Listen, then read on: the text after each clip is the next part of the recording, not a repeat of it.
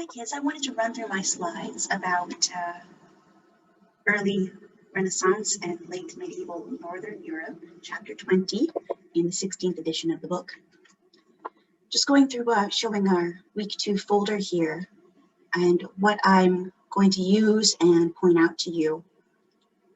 There is plenty to look at if you haven't already between now and Sunday, including the reading, of course, which has its own images and video and Google Earth links for you to look at.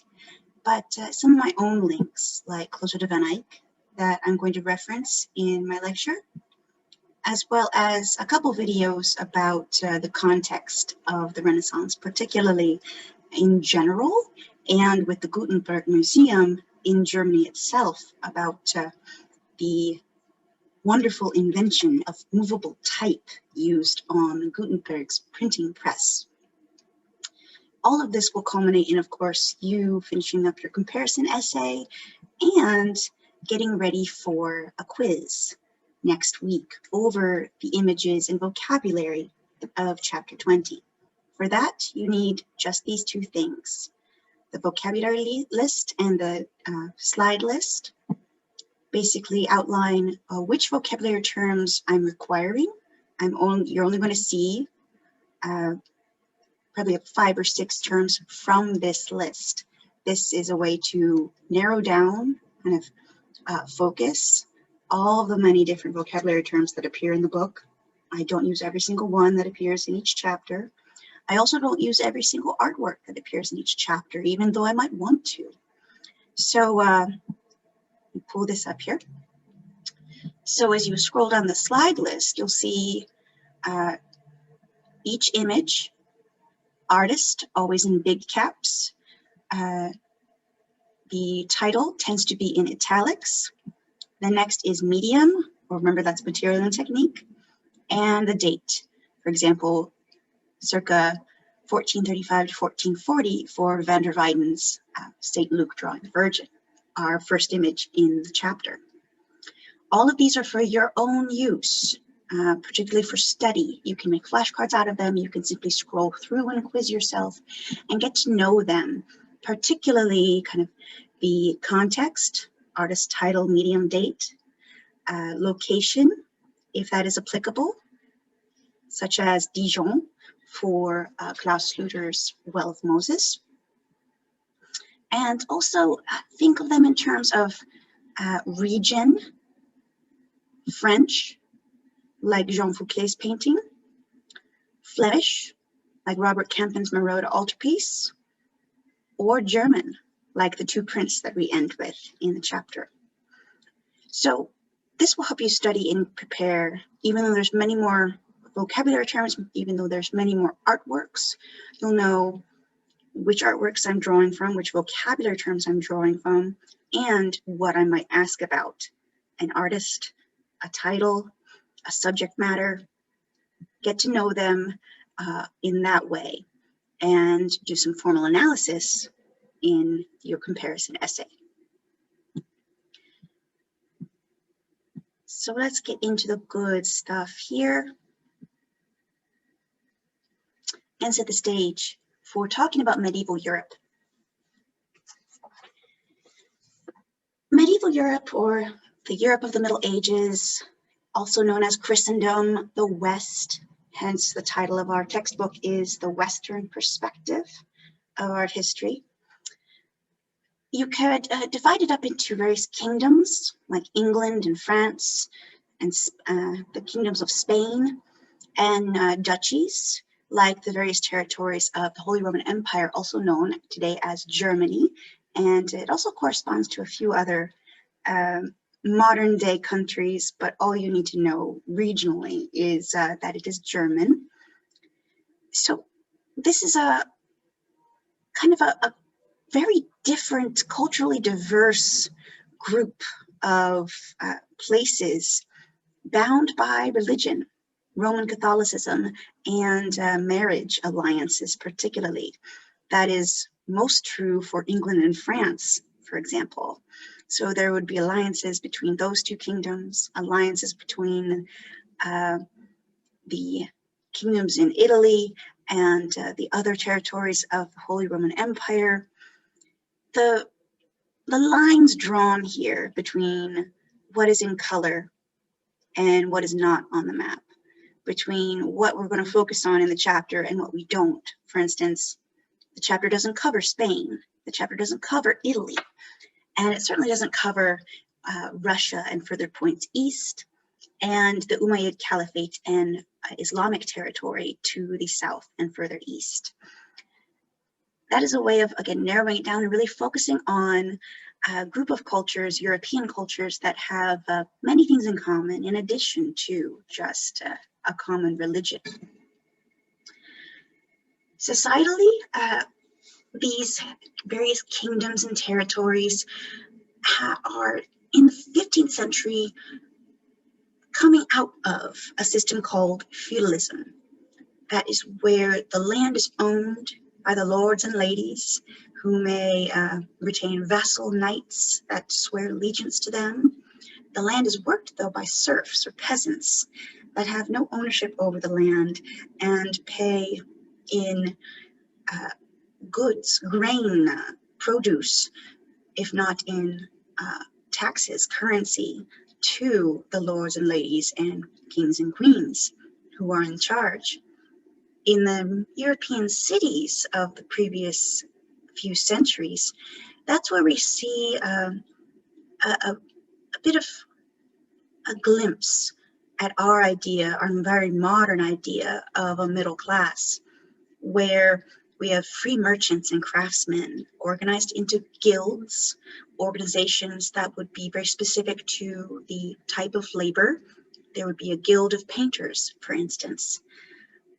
And they'd also be independent of lords and ladies necessarily, paying taxes to a king or a queen for sure, but not quite as powerless as we think of with the serfs. In these cities and towns, also funded by both church and by rulers, are universities based in Christian monastic tradition and the liberal arts, which means something very different in medieval societies than they do today. There were 7 very specific liberal arts, geometry and arithmetic among them, astronomy, for instance, theology, that were seen as most important for young men to study before they went into a career working for the church or working in a king or a duke's government. Alongside these universities rose up, quite literally, great cathedrals and castles in Gothic style. So the literal fabric of each medieval town is this lovely patchwork of religious power, political power, and something particularly exciting for us and for Europe at the time, scientific and educational power too. Now, a little bit about Christianity, Roman Catholicism in particular, if you're not at all familiar. The Christians of the late medieval period believe in Jesus Christ as the Messiah, as the Son of God, and worship of this religion required daily mass and prayer, as well as other things like confession and other sacraments. Politically, the difference between Christian Europe and the Muslim world touched off the Crusades, which are in this period ongoing. The Holy Land, though, has been, Jerusalem has been back in Muslim or Ayyubid control since 1187, and the reconquest by the great Salahuddin, the Arabic leader who based his power in what is today modern Damascus, Syria. The reason for the Crusades, well, there's many, but underscoring it is allegiance to the Pope. So that is a kind of pan-European identity, as Christians, as Roman Catholics, where the Pope can call on both the warriors and knights of England as well as the knights of France, two historic enemies, to go to the Holy Land on crusade. Allegiance to a pope would be very important for not only a king, but for your everyday priest and worker like you and me. The problem is, during the 14th century, there were at least two popes, rival popes, one in Rome, where today we have the Vatican, and one in Avignon, France. So politics aren't always independent of religion. In fact, they're very much interwoven in these time periods. So much so that religion seeps into things like medicine and science, where the bubonic plague caused by the bacterium Yersinia pestis, when it arrives on ships, fleas riding on rats on ships from Asia, from Central Asia, and infects port towns in Italy, spreads via trade northward through Germany and France, finally into England, and then back around because England is active in France. It's this lovely swirling cycle of death.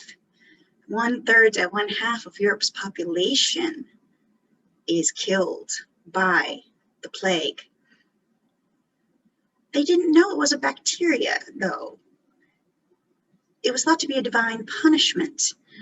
And among other things, this belief resulted in the persecution of and violence toward Jewish communities and other non-Christian, non-traditional, non-conformist people in the European world. So when I say these places are bound by religion, that's not to say that there are no non-Christians. That's not to say that there are no non-white people even, but they are certainly the majority and certainly the ones in power. And the people in power don't always get along. In fact, for 100 years or over 100 years, England and France were trading places as to who was the victor and who the loser in this ongoing series of wars from 1337 all the way to 1453. And true, they were fighting over the largest kingdom in Europe, France, and some of the best land, by the way, some of the most wealthy places for growing crops, wines, and just a wonderful location trade-wise. This time and these wars are romanticized as the height of chivalry.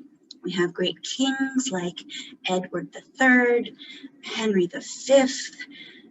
We have the idea of the valiant knights fighting for king and country, and not all those knights are male. We also have the rise of Joan of Arc, the Maid of Orleans, who was unfortunately executed in 1431.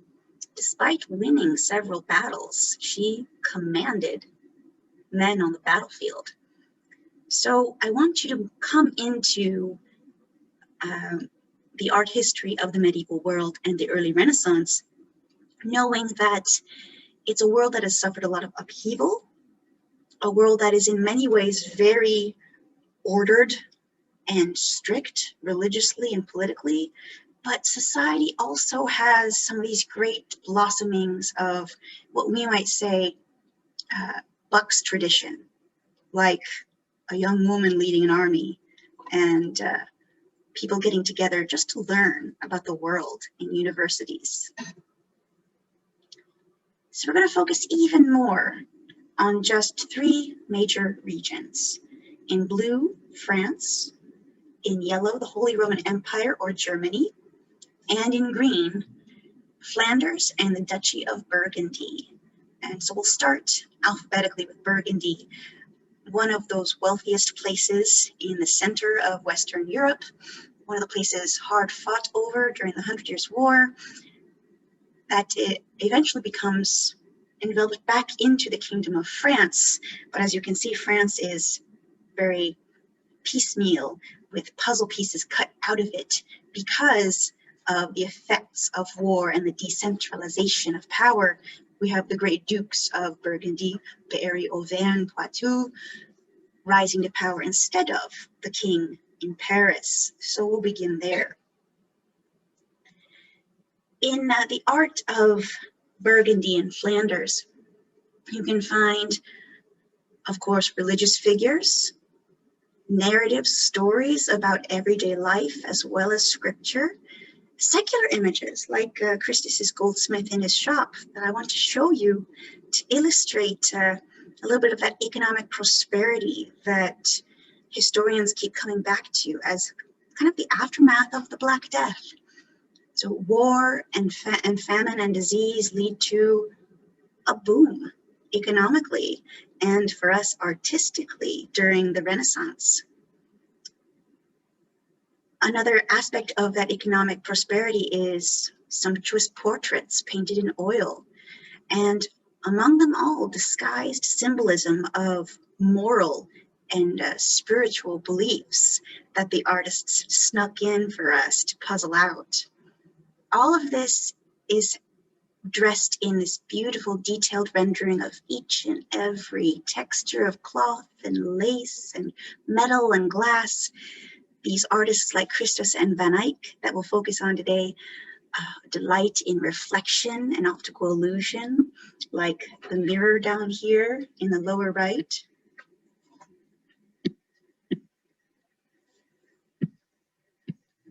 If I can get my pen to work, that would always be helpful. There we go. But despite this lovely play of their skill in oil paint, they're also painting very naturalistic, very convincing figures, 3D figures in 2D surfaces like wood and paper that kind of give us a sense of that lovely pictorial space that I talked about in the intro. All of this thanks to these greater understandings of perspective, as well as the use of oil paint. That is pretty much the main Flemish and Burgundian contribution to the idea of a Northern Renaissance. So Burgundy as a duchy might not sound as great as the Kingdom of France, and its leader, Philip the Bold, would have been very aware of that because he's actually the brother of the King of France. It's all in the family, right? Even so, there's rivalry there. And he's not completely altruistic. He's not being completely charitable when he commissions this Well of Moses, this fountain at the Charterhouse, the Chartreuse. It's not just essentially a donation to the monks who lived and worked there and prayed there. It's also a means of showing off his power. It's a means of holding up his end of that rivalry with France. Eventually, in Philip the Bold's mind, making Dijon surpass Paris. Because in the 14th century, despite the war, Paris was still the gem, the jewel in the French crown. So the Burgundian capital, Dijon, would always be in the Parisian shadow. So the subject of Moses, particularly the Old Testament prophet and father, who is known for freeing the Hebrews, the Israelites, from enslavement in Egypt, is not directly related to the Duke and Burgundy necessarily. He's definitely a model, because all around the Well of Moses that is named for are other figures like King David on the right-hand side, examples of leadership and kingship that Philip the Bold would want to associate with, and he'd want the monks particularly to associate him with. because when someone like Philip the Bold dies, the belief in Catholicism is the more people that pray for him, the more quickly he can get out of purgatory and into heaven. And if you have an entire charter house, an entire monastery praying for you, you would seem Philip has it made on earth and heaven too. In terms of stylistically rivaling France, I've brought up a little something from Rheims, the great northern city in France where all French kings have been crowned. The sculptors in the 13th and 14th centuries at the great French cathedrals were already well versed in making stone, marbles and limestone look like delicate moving bodies. Here we have two stories from the life of the Virgin Mary. The Annunciation, where the angel Gabriel comes to tell her that she will give birth to Jesus, and the Visitation, where she meets with her cousin Elizabeth, mother of John the Baptist. These appear on the portal, the doors of the great cathedral in which kings would be crowned. So compositionally, there's a bit of a difference. We have a horizontal row of these great figures on the left versus a round composition of figures arranged around the core of the fountain. And yet each one has their own delicate Gothic style pedestal. Oh, let's bring that back here. There we go. And see the same columns framing. It's almost a direct quotation of the architectural framework from portal of cathedral to the fountain of the Chartreuse. And if we dig in even further, zoom in on Moses himself, we'll get a sense of the lifelike naturalism that the artisans employed by Philip the Bold would have seen possibly at Rheims itself, certainly in Paris, on the great cathedrals of the day, and would have wanted to emulate. As we zoom in, we can see that there are areas here where Moses's robes were once brightly painted blue with accents in gold. You can bet there'd be gold once painted on that belt buckle there. But hold on, does a belt buckle seem very biblical to you? There are definitely aspects of the 15th century in the way that these biblical fathers are clothed. Even David, the king of Israel, appears in a very French-looking crown. So that even underscores the association of powerful man with a direct link to God, Moses, to another powerful man, Philip the Bold. Along his left shoulder is essentially a scroll of his scripture. So one of the main books of the Bible that feature Moses would have been Exodus.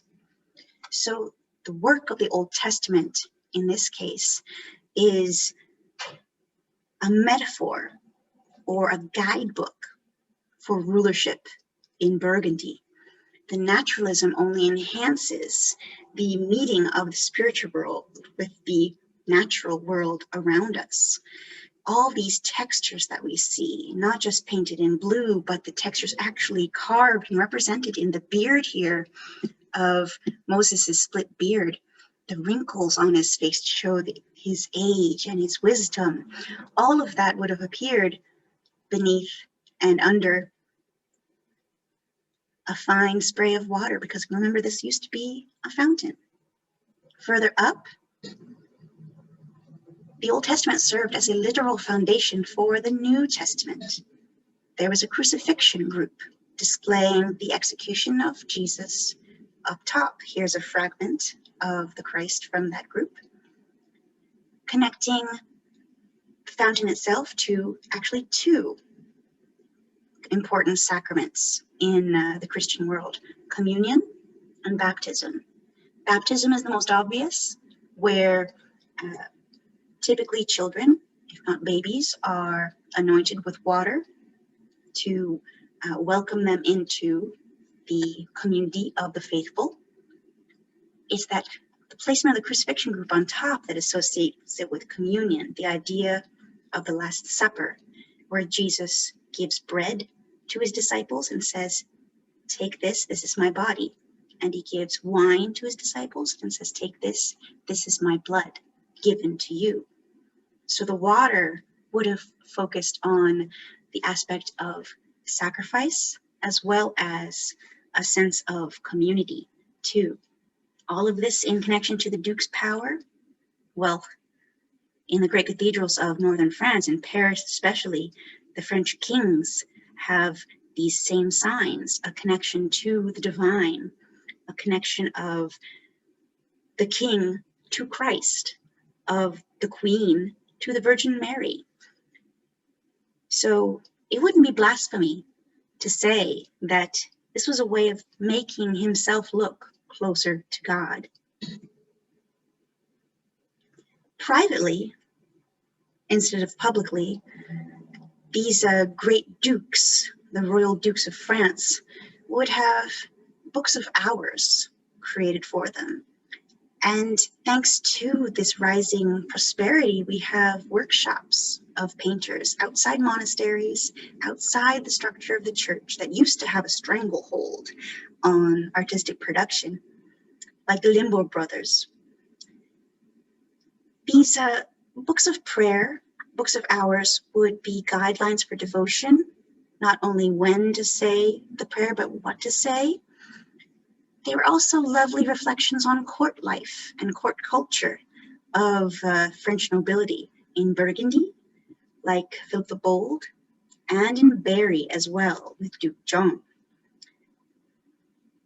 The scene here, too, shows the Louvre, the great palace in Paris that is now the art museum that you might be aware of. It's a lot smaller. You know, these are books to be carried along with you, personal items set on a personal altar, perhaps in their chambers. Very small, very precious gems themselves. And the pigments seen here, that rich blue in both sky and on the clothing of the worker here in October, would have been quite rich and expensive themselves. Hence, the title of the book is The Very Rich Hours of the Duke of Berry. Not just the rich, but the very rich. It would have been a sign of his status, a sign of his godliness and piety. And each scene is a testament to the skill of the Limbourg brothers, making very recognizable scenes of daily life with the architectural detailing of the Louvre towers and its walls, shading underneath the horse's legs here, scale where we have everybody closer to us is larger than those strolling along the promenade, along the river. Add to that sense of realism, add to the sense of a 3D pictorial space behind that picture plane. So the Limbourg brothers would be able to flourish in a period like this, where all of these dukes, all of these wealthy rulers, and wealthy non-noble people would scramble to them to get the very best book of hours that they could afford. Looking inside at October on the right and January on the left, you can see a kind of a rotation, a back and forth of inside the palace and outside the palace. Inside the palace and the world of the Duke of Berry, the world that he would know, of power, of wealth, and endless food and drink and celebration and music and jousting, especially in the back. This is that idea of chivalry, the idea of noble knights and the nobility of battle. Again, very romanticized because battle was not that pretty. That still would have fed the egos and the idea of rulership of these men like Philip and John. that is very contrasted, right? Not only color-wise, but composition-wise with October. So January is crowded and full of color and people. October is much more spare, right? Grayer, quite literally grayer, with a much more somber tone, especially set by our compatriot in the foreground. Take a closer look at him too, zoom in, use your ebook and zoom in as close as you want to get a sense of just how delicate each paintbrush stroke had to be. These are tiny little paintbrushes they're using to illuminate these pages. And see, there's even a script along the skyline of January. So a lot of delicate, painstaking work, hence the idea of a book being a very rich treasure.